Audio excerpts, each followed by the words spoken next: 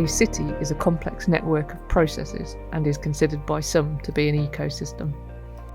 Just looking at the people, you've got the residents, the people that commute for work, and those that visit for leisure. Each life is unique, with patterns being found in the way that they live their lives, how they live, and their own routines. You also must consider the spaces and buildings people inhabit, such as where they work, live, and go to relax, and how they travel between these places. A city is shared with wildlife and is not just a collection of different buildings, but it is connected by transport networks, energy systems, and green spaces all across the different scales.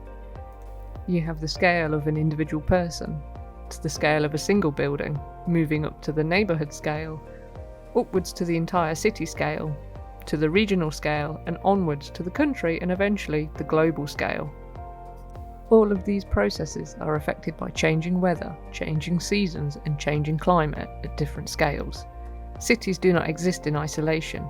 If we take this city and zoom out a little, we can see a simplified version of all of the underlying interconnected systems, and all of these are vulnerable in different ways to climate change. Let's take some examples.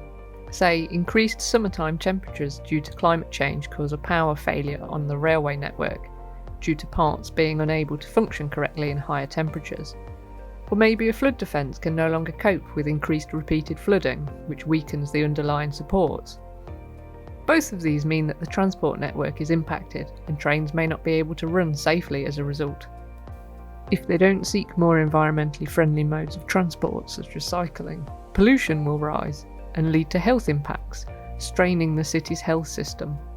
Increased remote working may put stress on the communications network, which is also vulnerable to climate change due to the high cooling demand required. If the fault on the railway network can't be fixed immediately, people's behaviours may change in the long term, supply chains may be impacted, and the economy may suffer as a result. But through the use of climate models, system data, and risk analysis, events like this can be prepared for, vulnerabilities shored up, and events even mitigated before they occur. By identifying risks before they occur, systems can be adapted and plans put in place to mitigate impacts across all parts of any network.